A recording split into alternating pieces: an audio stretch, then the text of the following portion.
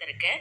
இதில் தேவையான அளவு தண்ணீர் விட்டு நல்லா ஒரு முறை அலசிட்டு முழுகிற அளவுக்கு தண்ணீர் ஊற்றி ஒரு 20 நிமிஷம் ஊற விட்டுடுங்க. அப்படியே ஊறட்டும். இதே நீங்கள் சாப்பாட்டு அரிசிலையும் செய்யலாம். இப்போ இதுக்கு மசாலா ஃபஸ்ட்டு அரைச்சி எடுத்துக்கலாம். அதுக்கு மிக்சர் ஜாரில் அரை மூடி தேங்காவை பொடியாக கட் பண்ணி சேர்த்துக்கங்க, இல்லை துருவி கூட சேர்த்துக்கங்க. இதோட 2 பச்சை மிளகா, தோல் சீவன இஞ்சி துண்டு கொஞ்சம், 2 பட்டை, 4 கிராம்பு, 2 ஏலக்காய், கூடவே 1 டீஸ்பூன் கடுகு சேர்த்துக்கங்க. கடுகு நல்லா பொரிய விட்டு வறுத்து எடுத்து சேர்த்துக்கங்க.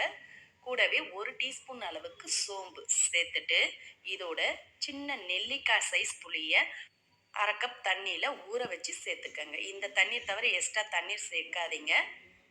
இப்போ இது கூடவே உரிச்ச பூண்டு ஒரு 5லேருந்து 6 பூண்டு பல் சேர்த்து நல்ல மைய பேஸ்ட்டாக அரைச்சி எடுத்துகிட்டு வந்துடலாம். அதிக தண்ணீர் சேர்க்காம இந்த அளவுக்கு நல்ல மைய திக்காக அரைச்சி எடுத்து வச்சுக்கோங்க.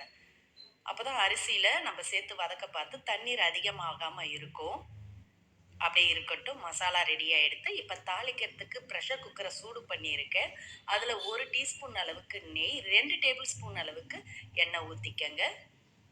நல்லா சூடானதும் இதோட ஒரு 6 முந்திரி பருப்பு, கூடவே 1 டீஸ்பூன் வேர்க்கடலை, 1 டீஸ்பூன் கடலைப்பருப்பு, 1 டீஸ்பூன் உளுத்தம்பருப்பு சேர்த்து நல்லா செவர வறுத்துக்கங்க. எல்லாம் வறுபட்டு ஓரளவுக்கு செவந்ததும் இதோட ஒரு மீடியம் சைஸ் வெங்காயத்தை பொடியாக கட் பண்ணி சேர்த்துக்கங்க.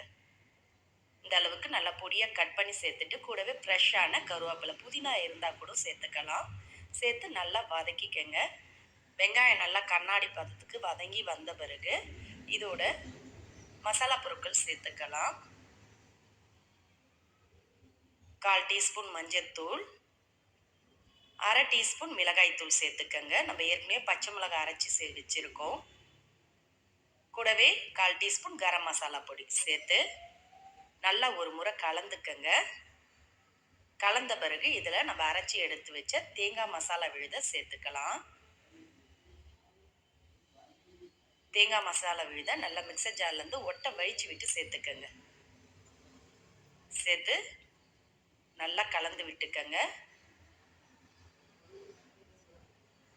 நல்லா அதில் இருக்க பச்சை வாசனைலாம் போகட்டும். நல்லா இது மாதிரி கலந்து வந்த பிறகு இதோட தேவையான அளவு உப்பு சேர்த்துக்கங்க. 1 டீஸ்பூன் அளவுக்கு உப்பு சேர்க்குறேன்.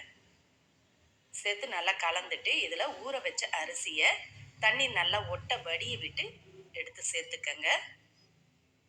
இது மாதிரி வலக்கரண்டியில் வடிய விட்டிங்கன்னா தண்ணீர் துளி கூட இல்லாமல் நல்லா வடிஞ்சு வந்துடும். இப்போ சேர்த்து அரிசியோடு நல்லா ஒரு முறை கலந்துட்டு இதுக்கு